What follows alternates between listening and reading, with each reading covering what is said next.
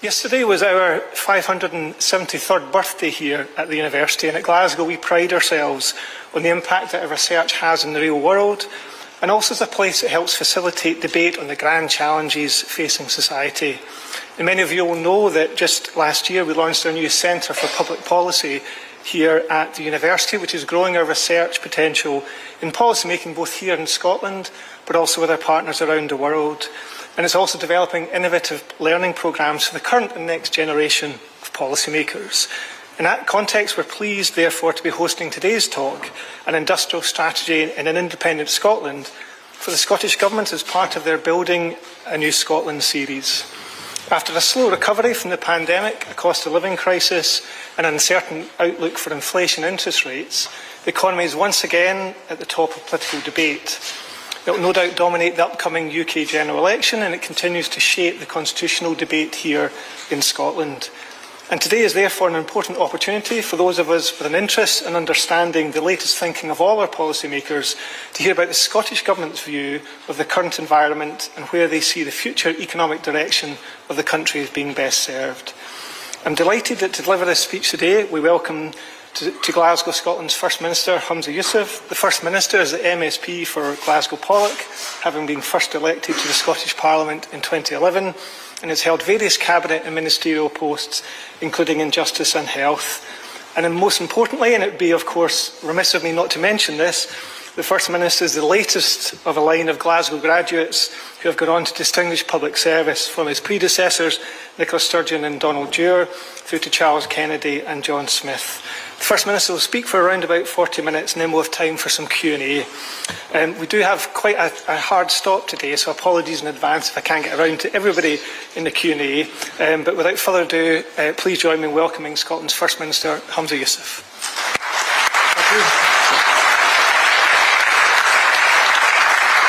Thank you.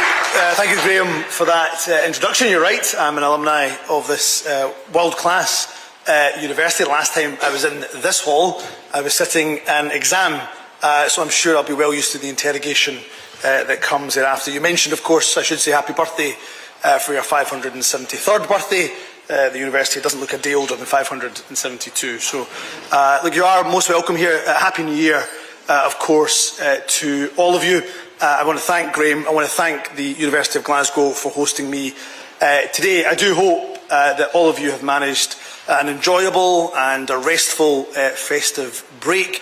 If we can say one thing about 2024 is that it won't be uneventful. So I hope you have managed some element of a break. When it comes to the UK economy, however, I would say that it is not a time for optimism or hope.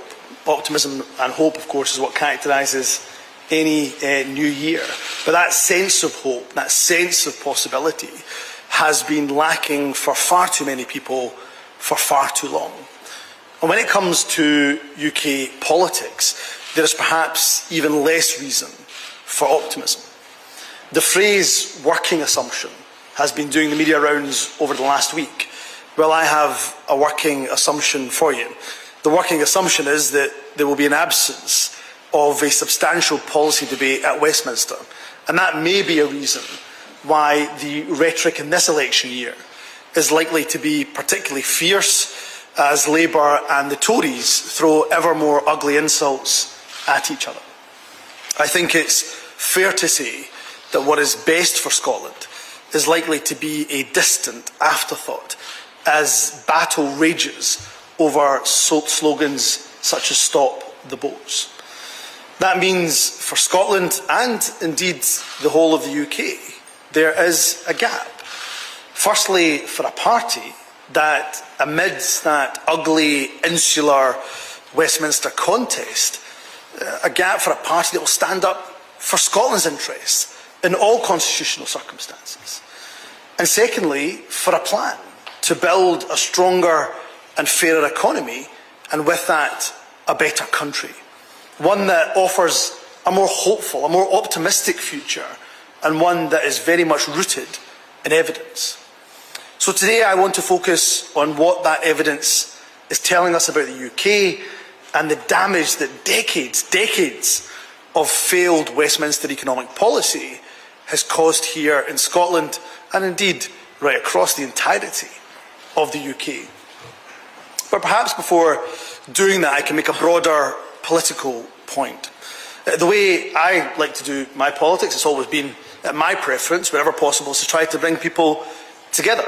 That means I'll always try to put myself in other people's shoes, see things from their point of view where I can. It's not just the right thing to do, it's not just a civil thing to do, that of course it is, but it's also about raw politics, because from a very selfish political perspective, I've never thought the I'm right, you're wrong, you must vote for me approach is the most persuasive way of winning people over to your point of view. So by properly listening to opposing points of view, sometimes even on apparently contentious subjects, as contentious as independence, there will be a realisation that actually our ambitions perhaps are not so different. So clearly the most important concern that people have right now is the cost of living. But we all want the same things in life. Our ambition is for our families to be able to get on in life, to have good, fulfilling, well-paid jobs that we know will last. Because with that comes a whole sense of security, a sense of opportunity, a whole world of opportunity, of good health and happiness that opens up. That's something I think all of us can and will agree on. But there are two other relevant considerations that I would argue there is broad consensus on here in Scotland. Firstly, the way Westminster runs the economy isn't working for Scotland. And secondly, Brexit has damaged and will continue to damage the economy. And therefore, those aspirations for better living standards and greater security will also be damaged. So turning now to that point I was making a moment ago about the importance of seeing things from other people's point of view. There will be those who will never support independence, no matter what I or indeed others say. That doesn't mean that those people should be dismissed, far from it. There is much to learn from an opposing perspective. And we can all still engage, even if we do disagree, respectfully. There will be others who are sympathetic to independence, but they're not yet persuaded, or they don't think that now is the right time. Well, it's my argument that independence is urgent, and now is precisely the time. It is urgent because the cost of living is at the very top of people's concerns. Because it is through independence, and in particular the powerful combination of independence and EU membership, that we can raise living standards. That doesn't mean shouting independence even louder. It means engaging in a deliberative process where competing views are considered. Scotland's political and media culture today doesn't always lend itself to that deliberative process, but it is one which I think we should always strive to engage in. As part of presenting that evidence-based economic case for independence, the Scottish Government has already published a number of papers in the Building a New Scotland series. These have covered a multitude of topics, such as the macroeconomic framework for an independent Scotland, currency arrangements, EU membership, and migration. And today I'm delivering the first in a series of speeches to be delivered this year that will expand on the economic case for independence. And because the idea is to promote a deliberative, evidence-based process, these speeches are designed to be read with full referencing as much as they are designed to be delivered. The series is called the Higher Living Standards Series because the aim is this, to show how, with independence, we can build a more productive economy that will generate higher living standards for the people of this country. The topics we will cover during this series, they intend to include building economic consensus to benefit business and indeed wider society. There will be a speech on investment, on workers' rights in the labour market, on ownership and governance, and the focus of today's speech, which I will turn to very shortly, industrial policy in an independent Scotland. But perhaps first, let me address the urgency of the overall case. It is urgent, and indeed it is essential, because I will argue that the low growth, high inequality, Brexit-based UK economy cannot provide long-term economic security or indeed opportunity. And it is urgent because damaging economic trends are becoming hardwired into the UK and Scottish economies, regardless of which party is in charge in Westminster. The longer we continue on that path, the harder it becomes to change course. So the idea of a cost of living crisis in the UK isn't actually entirely accurate. The use of the word crisis implies that it's something that is simply temporary. But for far too many people in the UK, and of course including here in Scotland, low living standards are a permanent feature of their lives. This isn't a matter of simply changing Westminster government. Both Labour and the Conservatives agree that the UK should be out of the European Union, the huge European single market. They also both want to cut vital inward migration. These are just two examples, just two of the examples, which demonstrate that for the two main UK-based parties, Westminster political interest will always override Scottish economic interest. And that's a major problem. Scotland has no macroeconomic powers. We have no control over migration, we have no control over employment policy, competition policy, a host of other economic levers, and we only have very limited borrowing powers for capital investment. But this is much more, about much more than simply one or two individual policy levers. This is about being locked into a failed UK economy. And for most people, the UK economy run by Westminster has indeed failed.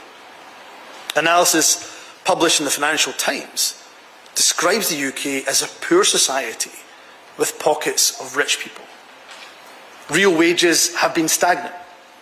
It's now estimated that wages will not recover to their 2008 level until 2028. Inequality in the UK surged in the 1980s. It's remained high ever since. Indeed, the share of total income going to the top 1% of people under the last Labour government was consistently higher than even under Margaret Thatcher. Productivity growth, the key driver of living standards, has been poor. According to the Resolution Foundation, the UK's productivity gap with France, Germany and the US has doubled since 2008 to 18%.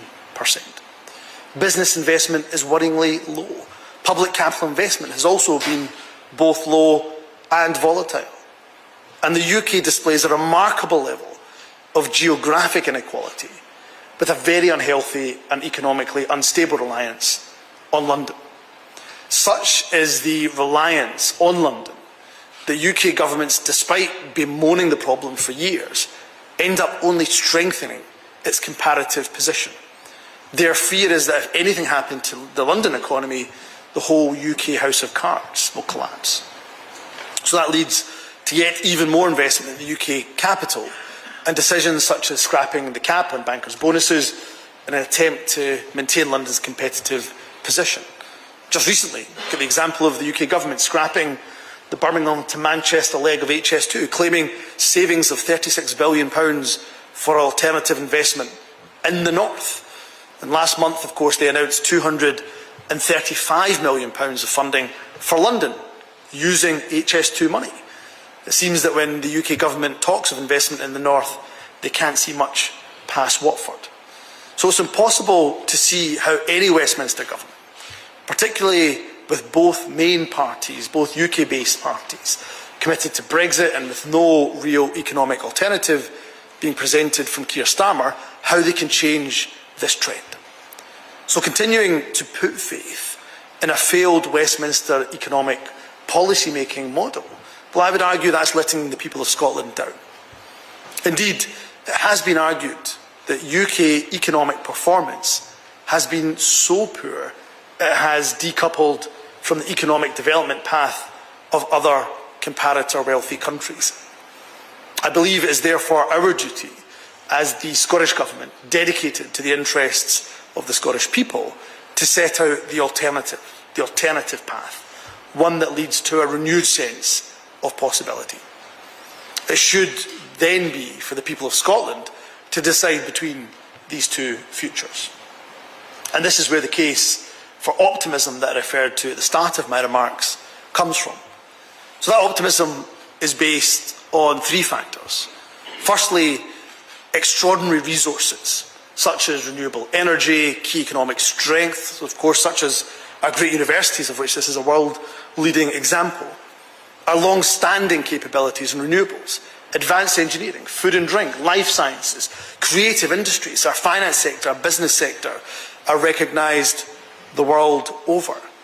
As well as these traditional strengths, we've got specialisms in industries of the future, digital technology, including artificial intelligence and cybersecurity, building on Edinburgh's international prominence in data and AI, and its aims to be the data capital of Europe. Dundee, of course, has leadership in gaming, again boosted by the higher education sector, and our aerospace and space technology sectors are absolutely thriving. Secondly, our use of, albeit limited, devolved powers, which we're using to help business and boost the economy as best we can. In using those powers, I've recognised the need to improve our relationship with business and the involvement of business in policy making. The Scottish Government has now put in place a framework to make that happen. However, let me recognise, notwithstanding that business reset, that the overall approach pursued by the Scottish Government will not always find universal favour. Our approach is that of a social contract approach, where those on the highest incomes are asked to contribute a little bit more in order to help fund universal benefits that help to build a more cohesive society, while allowing us to also target resources and support for those that need it the most. It's an approach that's typified by the fact that right here in Scotland, people don't pay prescription charges. The university fees have been abolished. This demonstrates the value of taking decisions here in Scotland for Scotland. This has not been achieved at the expense of relative economic performance. Indeed, since 2007, since the SNP took office, GDP per head has grown by 10% in Scotland. That's compared to 6% in the UK. Productivity has grown an annual average rate of 1% a year, compared with the UK's 0.5%. But let's not be under any illusions. Independent estimates show that billions of pounds have already been wiped from the UK economy compared to if we had EU membership. And that feeds through into the amount of money that's available, of course, to spend on public services like the NHS. But it doesn't have to be this way. And then that leads me to the third reason that we should have optimism. The real-life shining example for Scotland that we can aspire to. Independent countries that are significantly fairer and wealthier than the UK. Countries like Ireland, like Norway, Denmark, they have both higher productivity but also lower inequality than the UK. In other words, they combine that economic dynamism with social solidarity. So with all of our strength, the key question is this: why not Scotland? In a recent well-publicised report, the Resolution Foundation said that if the United Kingdom had the average income and inequality of similar countries, then the typical household would be £8,300 better off. And if we use that very same analysis for countries that are similar to Scotland, the prize for the typical Scottish household would be even greater. They would be £10,200 better off. That then is the huge prize of independence. Not to match the performance of those independence countries overnight, no one's suggesting that is going to happen, but to start catching up so that Scotland becomes more normal for nations that are like us. So how do we achieve that more normal economic performance? Well, one of the striking things about the national economic debate in the UK is, in some respects, the complete absence of one. The UK-based parties, Labour, the Conservatives, the Liberal Democrats, offer little hope to the people of the UK, let alone here in Scotland. They not only want to continue with an economic model that has had such disastrous consequences for households up and down the country, they all agree that the economic powers I referenced earlier should remain at Westminster. So even within the confines of the current constitutional setup, the UK-based parties have nothing different, nothing new, nothing bold to offer the people of Scotland. They're not interested in what we could do with macroeconomic powers and other economic powers if they were under the control of the Scottish Parliament. I am. Indeed, given the failed UK economy, my overriding ambition is to demonstrate how we can build a new, stronger and more productive Scottish economy with the powers of independence. Because that will mean higher living standards for the people of this country. And that then brings me to the second half of this speech, industrial policy in an independent Scotland, which will be one of the keystones of the new, better economy that I believe is possible. So let me be clear at this point about the general approach. To get the more normal, higher household incomes enjoyed by independent countries like Scotland, the most important action we can take, by far, is to build strong, long-lasting, resilient foundations. There are three foundations for industrial policy in an independent Scotland.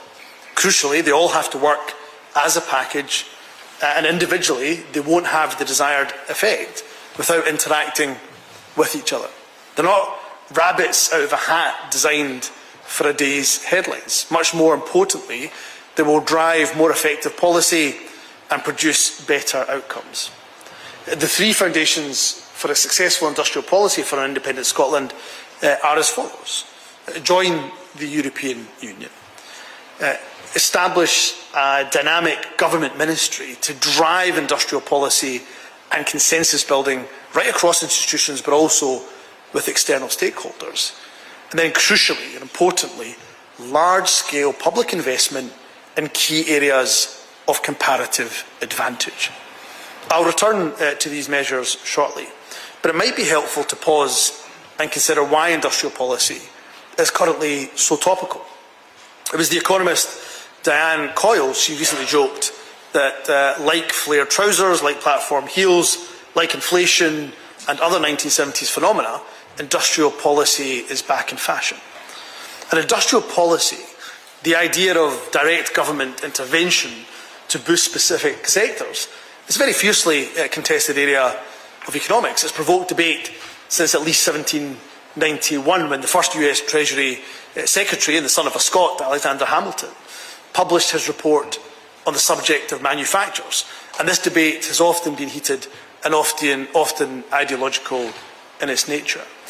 For a prolonged period between the 1970s and the global financial crisis, debate was dominated by industrial policy's opponents, some of whom believed that there was essentially no, or at least very limited, role for government in economic development. And throughout this period, industrial policy was often unfairly caricatured as government's attempts to pick winners. And it's undoubtedly true that there were, of course, failures, but we overlook often the fact that there were significant successes too. These include the pivotal role of state industrial policy in the rapid development of Japan, of Korea, Taiwan, as well as the de facto industrial policies pursued in the United States through the Pentagon and NASA, which contributed so substantially to general technological progress too. And today, there is simply no doubt, right across the globe, explicit industrial policy is back. But we can see that. We can see that when we look right across the world. Let's look at what's happening in the US, in China, and the European Union. In October last year, Brian Deese, the chair of President Biden's National Economic Council, he explained the administration's new approach with great force and great clarity. He explained that a modern American industrial policy identifies areas where relying on private industry on its own will simply not mobilise the investment necessary to achieve our core economic and national security interests. It didn't seek to replace or sideline the private sector, quite the opposite. It used public investment to crowd in more private investment in order to strengthen the national bottom line. This speech and others signal a bold commitment to industrial policy, a concept that was long out of fashion amongst American political and policy elites.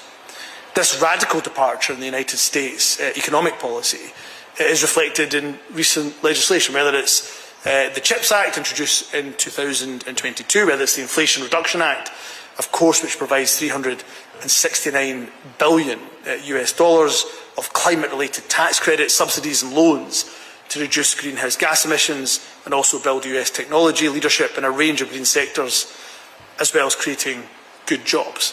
The US is explicitly trying to shift the industrial foundations of their country and, somewhat controversially, prioritise domestic production. And the early signs are that the impact on the US economy is positive. US Treasury analysis confirms that real manufacturing and construction spending has doubled since the end of 2021. The increase coincides with the introduction of the Inflation Reduction Act, of the CHIPS Act, and similar trends are not observed in necessarily other advanced economies. Analysis indicates that the longer-term impact is likely to be positive and significant. Let's turn now to China. China's commitment to industrial policy has been strengthened in recent years. Made in China 2025 was launched in 2015. It's the Chinese government's 10-year industrial plan to rotate their manufacturing base away from that low-value, low-wage activities towards higher-tech, high-value, future-facing industries. And of course, chief amongst these are electric vehicles, next-generation information technologies and telecommunications, AI, and advanced robotics. The plan includes the setting of specific targets, extensive direct subsidies, as well as encouraging foreign investment and acquisition. Inevitably, other major economies viewed the 10-year plan as not only a threat to global trade rules, but also a security risk. And it's no secret that China's development helps to explain recent strategy in the US and in the European Union.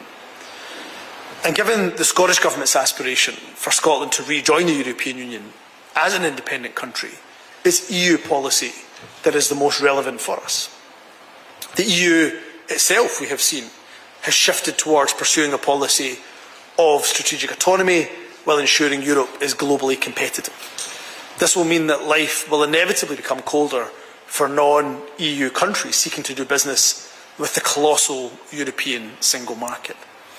The European Union has introduced a series of high-profile measures in response to developments in the United States. So you have the EU CHIPS Act, the Critical Raw Materials Act, and perhaps most crucially for Scotland, the Green Deal Industrial Plan. The Green Deal Industrial Plan, it aims to build industrial capacity in green technologies, thereby accelerating that transition to net zero. The EU Commission has pledged to mobilise at least €1 trillion in sustainable investments over the next decade.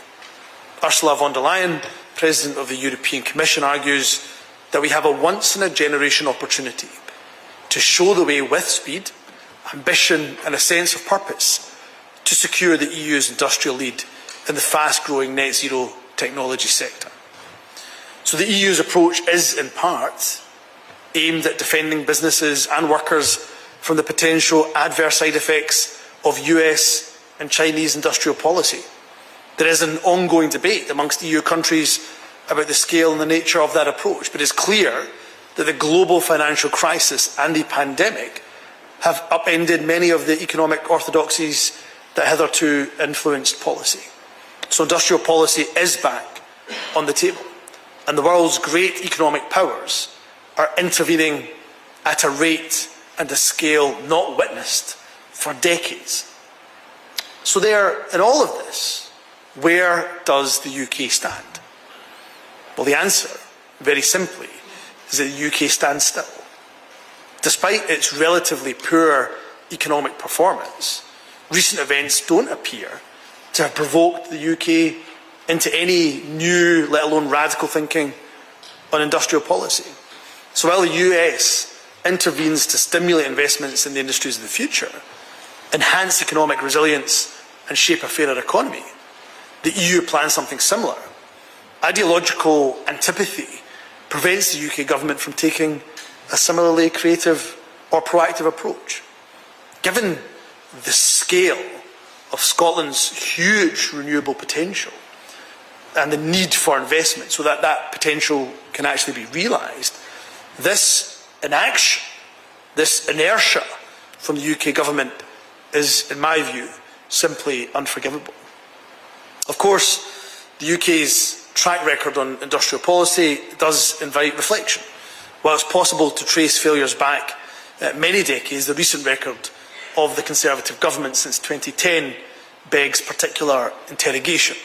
This period has witnessed a rapid turnover in ministers, an inability to commit to any specific strategy or to effectively coordinate related streams of activity.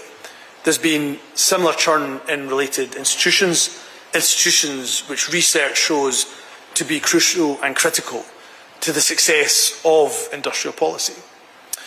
The Industrial Strategy Council was established in 2018, it was abolished in 2021, just as it was beginning to gain its momentum and some status.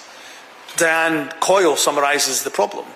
She says that UK industrial policy has been characterised by frequent policy reversals, announcements driven by political cycles, and there's an enduring inability to effectively coordinate the multiple public bodies, departments and levels of government responsible for its delivery.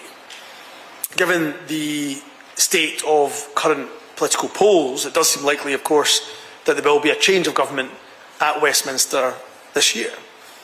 But despite the Labour Party's apparent admiration for the US approach, Keir Starmer seems far more interested, far more concerned about neutralising Conservative attacks than sticking to his principles and commitments. We can see that over the now major question marks over the timing and scale of their green investment plan. In fact, it's been downgraded, I think, from a plan to an ambition. In a speech earlier this year, Jake Sullivan, President Biden's national security advisor, explained that the US will unapologetically pursue our industrial strategy at home while being unambiguously committed to not leaving our friends behind. We want them to join us, he said. We need them to join us. He talked of the need to move beyond traditional trade deals to far more innovative new economic partnerships focused on the core challenges of our time. He spoke of partnerships with Korea, with Japan, with the European Union, with Taiwan, with Canada, with India, Brazil, Indonesia and Angola. He discussed the Americas Partnership for Economic Prosperity. He talked about the Indo-Pacific Economic Framework, talked about the US-EU Trade and Technology Council. One country was conspicuous by its absence from this discussion, the United Kingdom. So if Westminster is failing us, if the current restrictions of devolution are inhibiting us, the question naturally turns to what could we do as an independent nation? And crucially for Scotland, industrial policy can no longer be synonymous just with manufacturing. Any effective industrial policy will have to recognise and seek to expand on Scotland's dynamic, outward-looking and highly productive tradable services.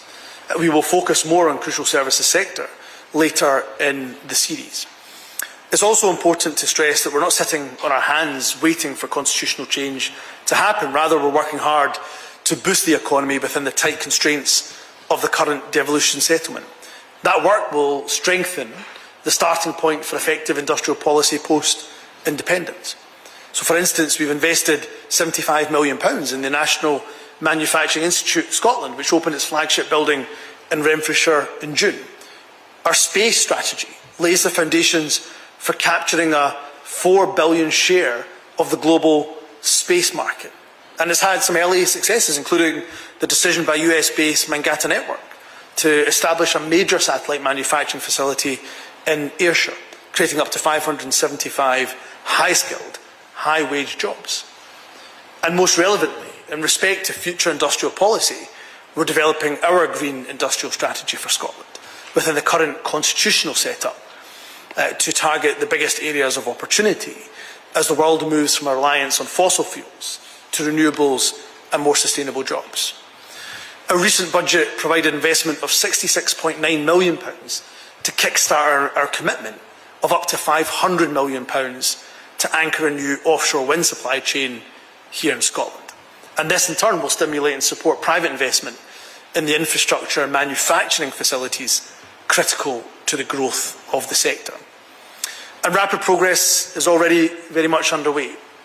The total output supported by the renewable energy sector in Scotland nearly doubled to £10.1 billion, and total full-time employment increased from 27,000 to 42,000 over the last year.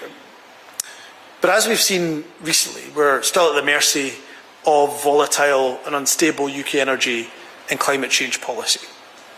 So let me turn now to independence and the three policies and the key policies that I referenced at the start of this speech, which I think will be most effective. Joining the EU as an independent country, establishing that dynamic government ministry for industrial policy that provides coherence within government, but also crucially with external agencies and businesses, and thirdly, major public investment in key areas of comparative advantage. So firstly, with the European Union, an independent Scotland within the EU would be able to focus and align our policy in order to maximise the economic benefits of our existing strength, as well as support key areas of potential. Crucially, as a member state in its own right, for the first time, Scotland would be fully involved in policy development and decision making. Scotland's voice in European industrial policy would be bolstered by the disproportionate role that we could play in the production of renewable energy, helping to meet climate change targets. The EU's Green Deal industrial plan has the potential to support the rapid development of Scotland's green sectors by providing a predictable and simplified regulatory environment, additional sources of finance, measures to support skills development and access to EU and indeed other markets too. So let's discuss two specific examples. First, carbon capture and storage, CCS. CCS involves capturing CO2 at source, storing it permanently under the North Sea. It is the only credible route for many of our key strategic industries to decarbonise. The Climate Change Committee describes CCS as a necessity, not as an option. Scotland is one of the best placed nations in Europe to deploy CCS due to our unrivalled access to vast storage potential in the North Sea. So when you take that geological endowment, add it to our existing oil and gas infrastructure, and then align it with our expertise and world-class workforce, you can see how Scotland has absolutely the opportunity to be the centre of the European hub for the importation and storage of CO2 from Europe.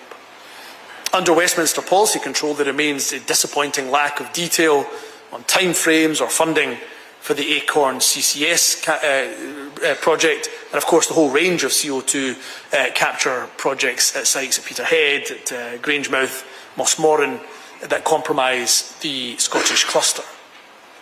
The EU's proposed Net Zero Industry Act, however, sets a 50 million tonne per annum target for CO2 storage by 2030. In Scotland, we have much more storage capacity than we need. In fact, by some estimates, we have 18% of Europe's potential storage. It's an incredible strategic asset that we want to share with our partners in Europe as we collectively tackle the climate emergency. To do so, we will require interconnected CO2 transport. We will require storage networks drawing upon Peterhead Port with its proximity to the Acorn project at St Fergus, and this system could foreseeably develop in the North Sea region by the mid-2030s. The second example is that of hydrogen, another area of significant potential for Scotland. Green hydrogen, made by using renewable electricity, will be needed at scale for Scotland to achieve energy security, but also in order for us to tackle climate change. The production of hydrogen offers a new industrial opportunity for Scotland, one that could provide significant employment, a valuable supply chain, and major export opportunities. The EU's hydrogen strategy aims to increase hydrogen from its current 2% to 13 to 14% of Europe's energy mix by 2050. And Scotland is well placed to contribute to that target.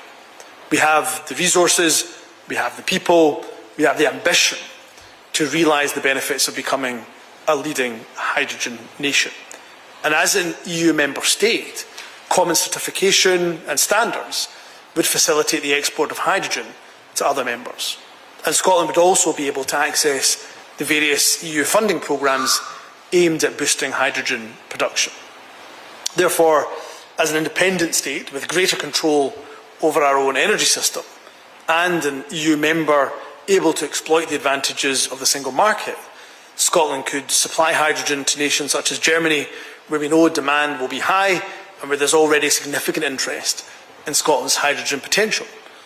We could also help Europe meet its CO2 storage targets while building a world-leading CCS industry with significant export potential. In so doing, we can diversify the market for renewable energy in Scotland, while of course strengthening energy security and industrial competitiveness in Europe. An independent Scotland in the EU could be a prime location for sectors that will have to decarbonise. Driven by hydrogen and other renewables, and with the CO2 storage capacity provided by CCS, these industries would be able to access and serve the European single market without the trade or regulatory barriers currently facing Scotland in the UK.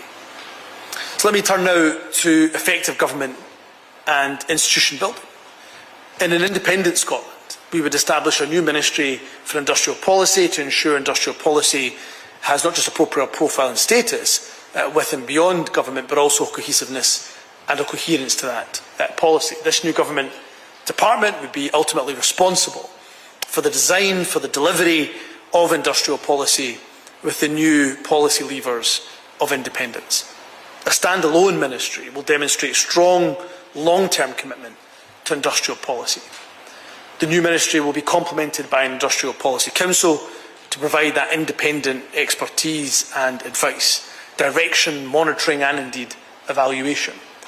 It will help to build buy-in and consensus on strategy design and crucially contribute to identifying what is working, but also what is not working.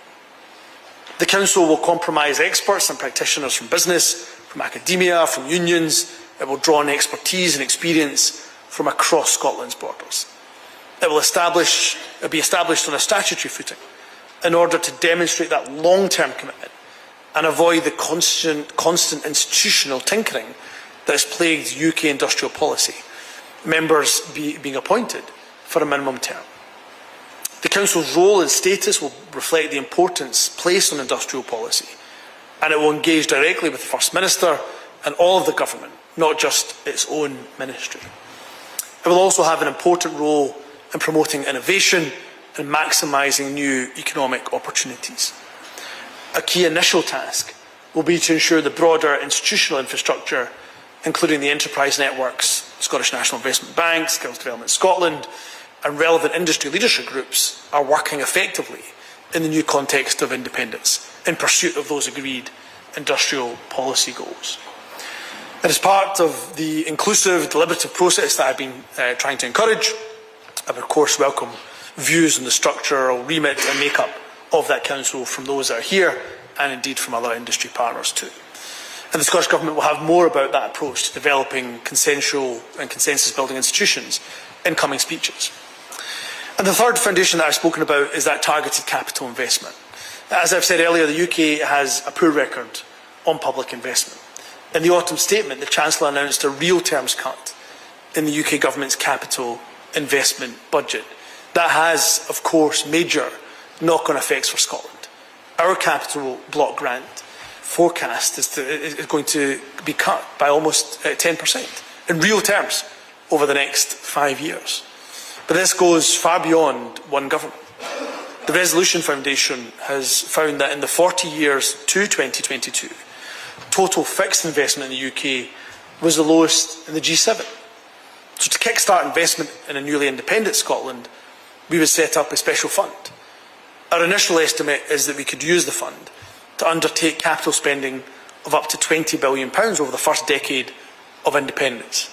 It would be financed through oil revenues and, if needed, through borrowing too.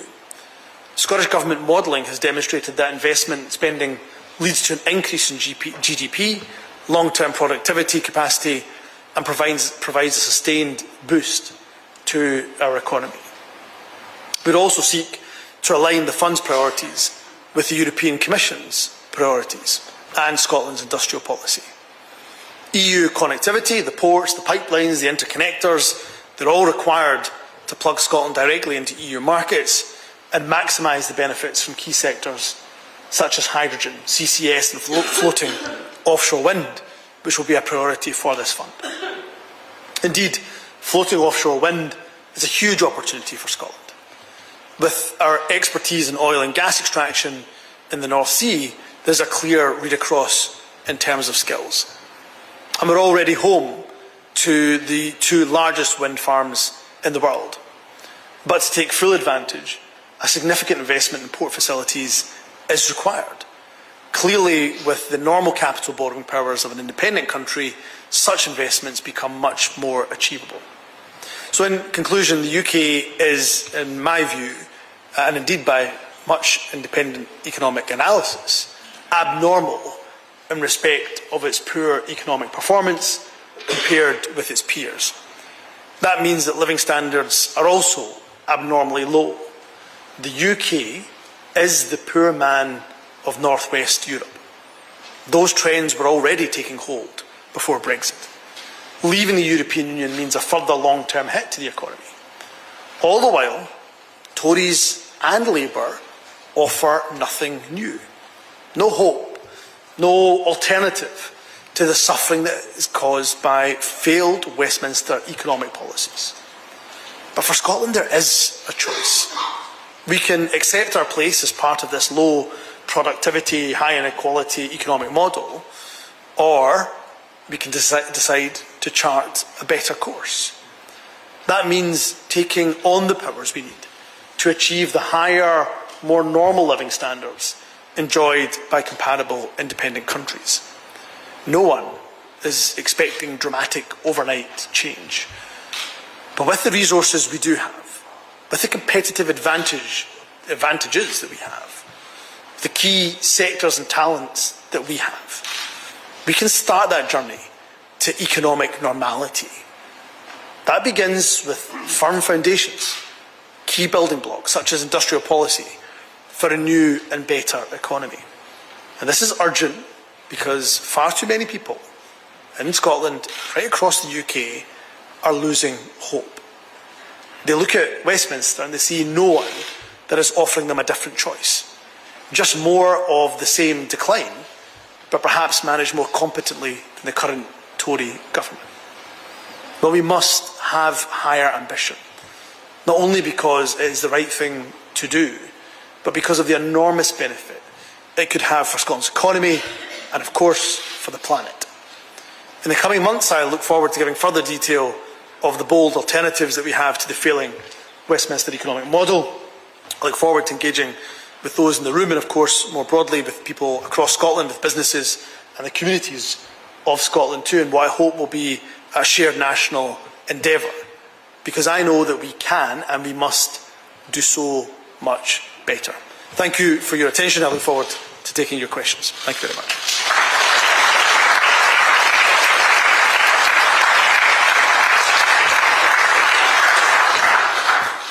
Great, thank you, First Minister. So we have some time for some questions. If I could maybe go first, if that's okay. You set out a vision there comparing where you interpret the UK just now and where you think Scotland could be. As economists, we tend to think about change being quite gradual and taking a long time to take effect. So if you look at Denmark's manufacturing base, it's taken decades to develop. In Ireland, after independence, it took nearly 50 years before the UK stopped being its largest export market. So how long do you think the transition would be before the type of Scotland, the successful Scotland you're talking about, that you envisage, how long do you think it would be before you could genuinely say that that change had happened? Well, two things. Well, a few things actually. Because first and foremost, we're not just waiting and sitting on our hands, not doing anything in order to tackle what is, I'm afraid, a low productivity, low growth, high inequality society that is based on a failed Westminster economic model. Where we do have limited powers, we're doing what we can even within those levers. And I mentioned the statistics throughout the speech in terms of when we came into office in 2007, how GDP per head has increased by 10% in comparison to 6% with the UK. So we're not sitting resting on our laurels, sitting on our hands. The second point I suppose I'd make is that we call it transition for a reason. And do I want to transition? Absolutely. I want to transition away from that low productivity, low growth, high inequality UK that we currently have to a much more dynamic, high productivity, high growth and well-being economy approach that we want to see in independent Scotland. But it will take time. There's no getting away from that. Change will not come dramatically overnight. But I also say, and this the final point that I'd make, is that we're not starting from a zero base. So where we have significant opportunity, particularly if I look at the green technologies of the present and the future, we're already taking action to try to bring investment and create jobs. So I mentioned there, for example, the £500 million that I've committed to, and the first payment, the first instalment of that £500 million that I announced, or that Shona Robinson announced in the budget for next year. Of course, the investments and the work that our enterprise agencies have done already has helped to grow jobs in the net zero space over the last number of years. So it is that point that I'm not selling people, I'm not selling independence as being an overnight change, that somehow the day after we become independent, that there will be rivers of milk and honey and that manna will fall from the sky. There will be challenges, of course there will be difficulties. It will be a transitional process. But let's also be upfront and frank that the failure of the UK economy is hardwired, it's systemic, and there is a better course. And in order to deal with some of those global shocks and challenges that we all are facing, much better to have the macroeconomic levers, I would suggest, in your hands as opposed to in the hands of another government. Okay, thank you. Come to some questions now. Questions from the audience. Nicola McEwen. Hi, Professor. Thank you very much for the speech. Really interesting. You spoke very eloquently at the beginning about your approach being about understanding others and being cooperative and so on.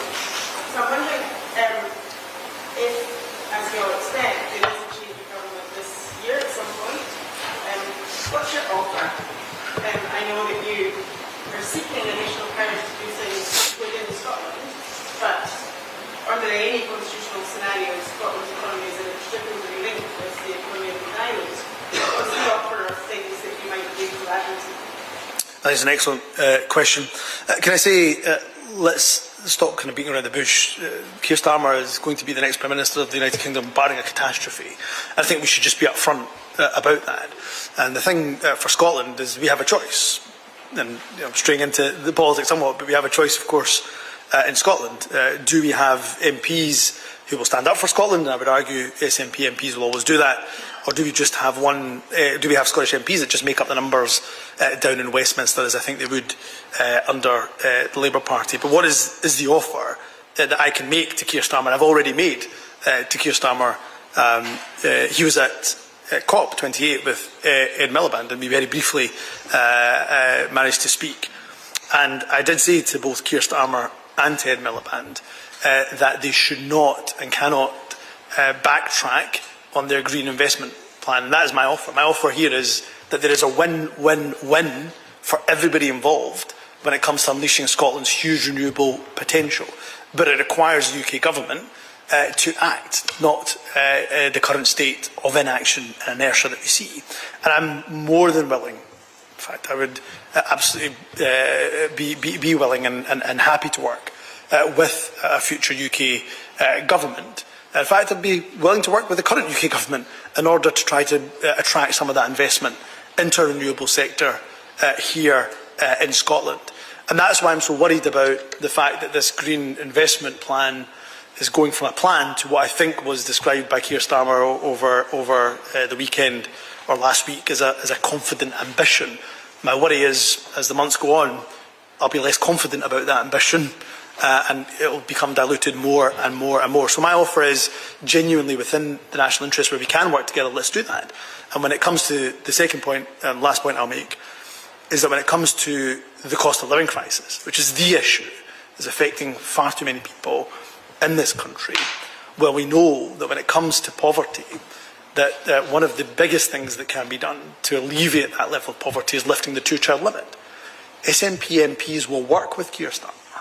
If he has a majority, if he doesn't have a majority, will work with Keir Starmer in order to be able to lift that two-child limit. And we know that that in itself has massive potential. All of the anti-poverty organisations has massive potential to lift not just children in Scotland, but children right across and families right across the UK out of poverty. So where we absolutely can work together, I would be seeking to do that. I seek to do that, by the way, with the current UK government. I find it incredibly difficult, to be frank, because we don't get much in the way of response. But I would certainly be willing to do that, and in fact, certainly willing to even have those conversations with Keir Starmer now, as I did very briefly while we were at COP. I have some questions from some journalists to get to, so maybe I can come to Colin Mackay, STV first, please. Thank you. You talk about independence being urgent, but isn't the message from the public over the last year in Rutherglen and the polls that it's you and your party that are losing hope in terms of delivering that? And in terms of growth, we've just been to see Anas Sarwar. He says that you're having to put up income tax in the current budget because of your own mismanagement and waste. How is increasing income tax going to lead to economic growth in Scotland? Look, I've just made the case of why I think independence is urgent. Of course, we'll put that to the verdict, to the Scottish people and the Scottish electorate. I would rather hope it was sooner rather than later, but of course we know the Prime Minister is running scared of that general election. What I would say to Anas Sarwar is that I think it's incredible that we have a leader of the Scottish Labour Party that is standing against a policy that has been advocated by the likes of the STUC, by Oxfam, by the Anti-Poverty Alliance, by many anti-poverty groups right across the country, which asks those who are the 5% highest earning in the country, Anas Sarwar, myself included, to pay a little bit more tax so that we can all enjoy the universal benefits, such as free tuition, baby box, no prescription charges, and so on and so forth, that we can all enjoy those, while at the same time having enough money to spend on targeting resources where they're needed the most. And of course, through that targeting, we saw last year an estimated 90,000 children lifted out of poverty in Scotland. And the last thing I'd say to Anas Sarwar is that, again, he offers not a single shred of hope, because, of course, he is advocating for a policy of staying outside of the European Union, a policy that goes against the wishes of the people of Scotland. And also, his party, of course, are engaged in this nasty, ugly race to the bottom when it comes to inward migration, which is needed in virtually every sector in Scotland, which could help to boost our economy. So, look, Anas Sarwar can engage in those soundbites, but it'd be helpful to be able to see from Scottish Labour, or indeed the colleagues in UK Labour, any sense of what an alternative economic vision looks like, because so far it seems very much pegged to a failed Westminster economic model. Thank you. Andrew Kerr, BBC Scotland.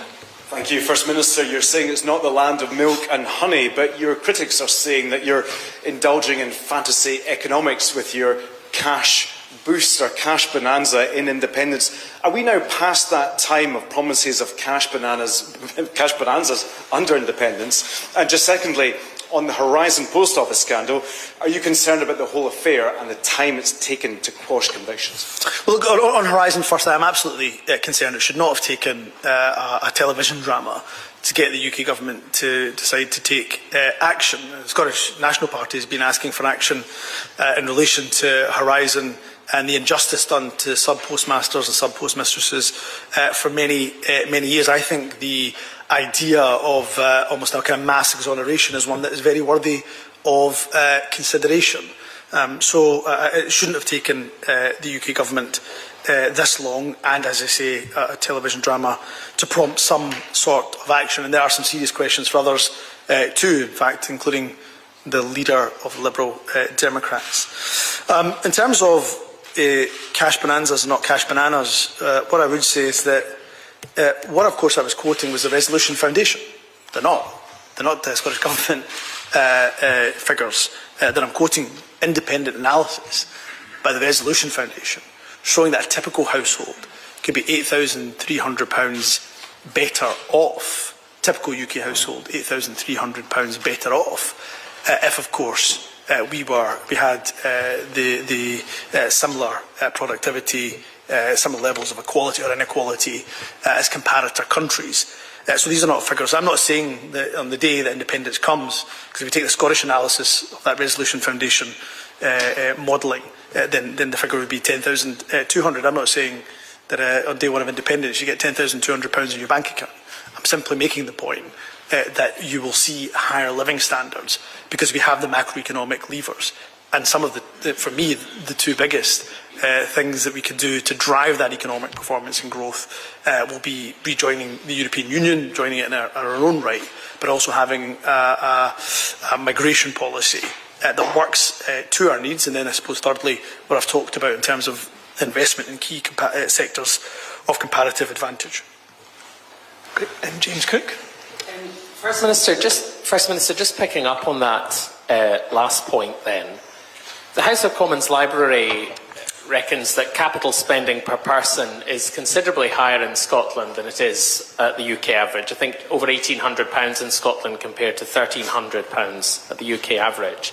So my question is, how much higher do you think that would need to be in an independent Scotland for this major public investment that you've repeatedly talked about there? Where would that money come from, and in what currency would you be borrowing it? So, look, our current position is that given the UK government's forecast on capital spending, we're going to see a 10% cut in our capital budget over the next 5 years. That's not a position that's going to be helpful towards the investments that we need to make. In terms of where we would look to build that new fund, I referenced that in the speech. Of course, that would come from oil and gas revenues, but also, where necessary, from Scottish Government borrowing. And we said up to 20 billion, and of course that will be phased over, of course, a number of years, mentioned over a decade. So that's how we would seek to fund, and why we think it's important. I won't rehearse everything I've said in the speech, but of course important in order to build the capital infrastructure we need to really power the areas of key comparative advantage. Again, I'll happily send you, James, the detail that we've written in relation to currency. You know our position in relation from day one of independence, of course, having using and continuing to use sterling, and then moving as soon as practically possible to a Scottish pound, and making sure you have the institutions ready and prepared in order to do that. I don't have a timescale for that because we have been clear that there'd be some key tests, and again we can share with you the detail of that because we've put it out there in black and white already through our previous papers in this series. I suppose, if you just don't mind, if I could briefly follow up. I don't mind. Thank you so much.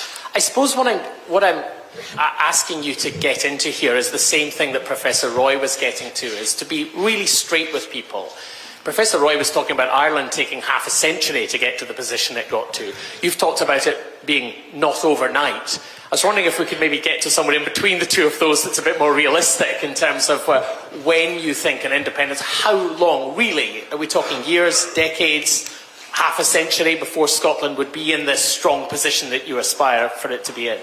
No, look, again, because I don't know the date of independence, trust me, I'd like to have been, 10 years ago when we had that referendum.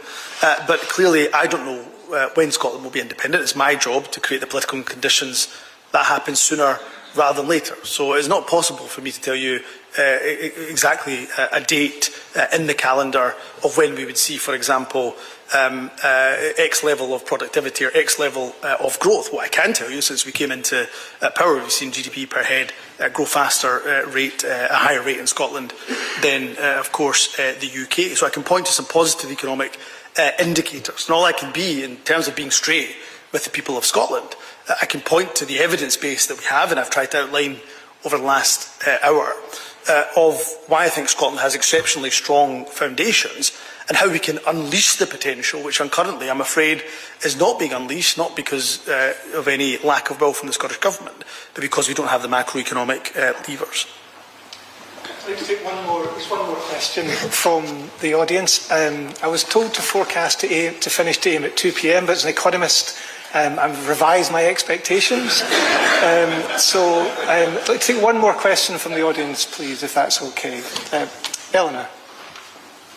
Hi, thank you very much, First Minister. I'm Eleanor Shaw, the head of the Adam Smith Business School. So we're here in a university.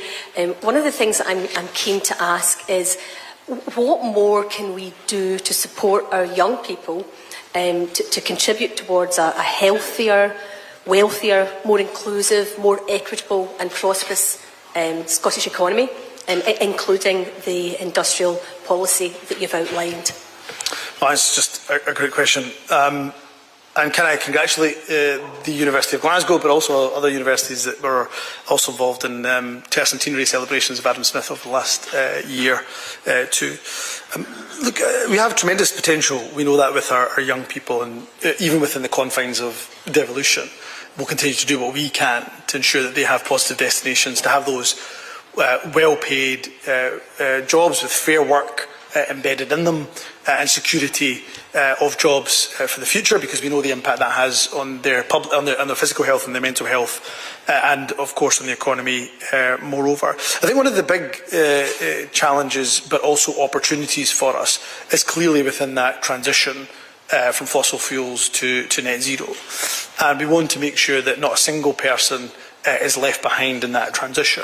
And for our young people, making sure they have skills that can have read across from sectors like fossil fuels and read across into the renewable sectors. And the second thing is making sure that, and this is where universities are crucial, making sure that the offer from our universities is matching what industry needs.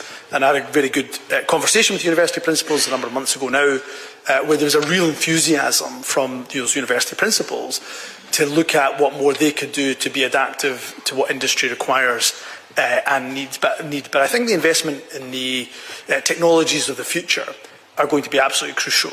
And of course we see great examples of that, whether it's in AI, whether it's in data, whether it's in the gaming industry, obviously largely in Dundee. And then I suppose the very last thing I would say is fair work. For me, and that's why we talk often about the wellbeing economy, it's why I have a wellbeing economy cabinet secretary, is that we want good, well-paid jobs for our young people. We want to make sure we're getting that balance right, not just focused on pure economic growth for its own sake, but for, of course, a happier, fairer, healthier and greener society for all of us. And I think that is the best endowment and down payment that we can make for our young people's future. Thank you. As the First Minister said, this is the latest in a series of speeches that the Government will be setting forward over the next few months as part of their Building a New Scotland series. The speech will be made available on the Scottish Government website. Please do keep in touch with us at the University of Glasgow for all the work that we are doing in public policy. Before we go, can I just thank Scottish Government colleagues for visiting us today, and also to the team at the University of Glasgow for their expert support in hosting this event and making it go so smoothly.